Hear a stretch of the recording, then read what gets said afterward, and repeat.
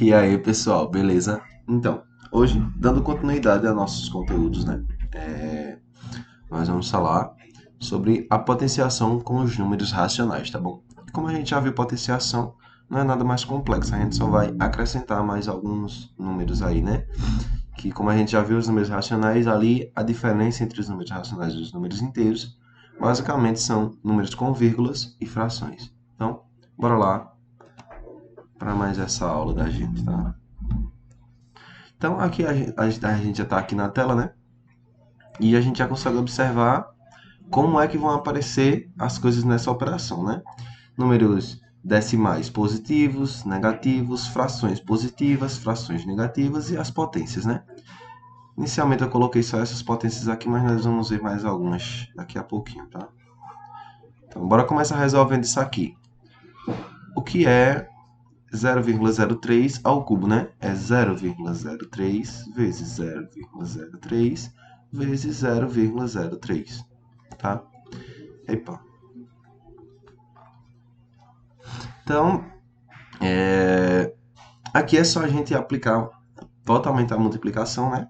E fazendo isso, vocês podem fazer em casa, mas é só multiplicar os 3 e depois contar as quantidades de vírgula, tá? No caso, são 6 casas, né? Aliás, 2, 4, 6, né? E eu sei que 3 vezes 3 vezes 3 dá 27. Então, eu vou escrever o 27 e vou colocar mais uma quantidade de zeros aqui, tá? E agora eu vou contar 6 casas. 1, 2, 3, 4, 5, 6. Então, até aqui. Então, o meu número é esse aqui. 0,000027, tá? E agora com o número negativo, né? A diferença é que a gente vai fazer jogo de final. 0,7 vezes 0,7 negativo, né? Foram duas vezes. Então aqui, né? Menos 0,7 vezes ele mesmo duas vezes, né? Que é a potenciação. Menos com menos a gente sabe que dá mais, tá? Então aqui já acontece uma coisa interessante, ó. Se esse número fosse negativo, como o expoente é ímpar, ele ia dar negativo, porque ia ficar menos com menos. Mais com menos, menos. Ia ficar negativo sempre, né? Então, sempre que o número for ímpar, vai repetir o sinal que está aqui, tá? E sempre que o número for par, o expoente for par, o número, se ele for negativo, ele vai ficar positivo. Ele sempre vai ser positivo, tá? Então, bora dar continuidade, né? Eu sei que 7 vezes 7 é 49, né? Só que depois da vírgula tem duas casas, uma aqui e uma aqui. Então agora eu vou contar duas casas, né? Uma, duas. 0,49, nossa resposta.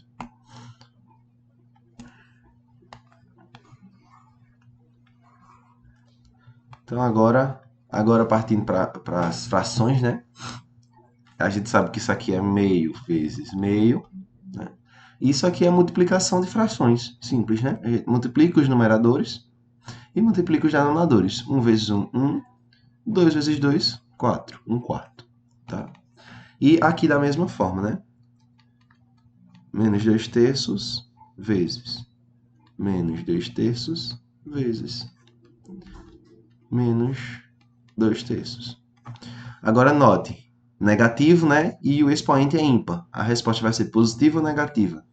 Negativo, expoente ímpar, ele sempre repete o sinal do número. Então vai ser também negativo. E agora a gente só multiplica, tá? 2 vezes 2, 4. Vezes 2, 8. 3 vezes 3, 9 vezes 3, 27. Pronto. Aqui a gente tem nossa resposta. Então, a potenciação nada mais é do que a gente usar as propriedades que a gente já aprendeu de potenciação e aplicar multiplicação e divisão apenas, né? Sim, só mais uma coisa interessante, né, das propriedades de potenciação. Qualquer número elevado a zero vai ser sempre 1, né? Qualquer número elevado a 1 é sempre ele mesmo. Bora botar até um negativo aqui. E qualquer número elevado a um expoente negativo, né? Digamos, 1 terço elevado a menos 1.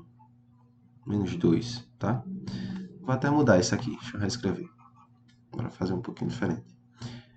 3 meios elevado a menos 2. Então, quando tem esse menos aqui no expoente, né, a gente inverte essa fração. O que está em cima vai para baixo, o que está embaixo vai para cima. Por exemplo, né? 3 meios elevado a menos 2. Então, vai ficar 2 terços elevado a 2 positivo agora, tá bom? Então, pessoal, é basicamente isso. Eu espero que vocês tenham gostado. E é isso, valeu.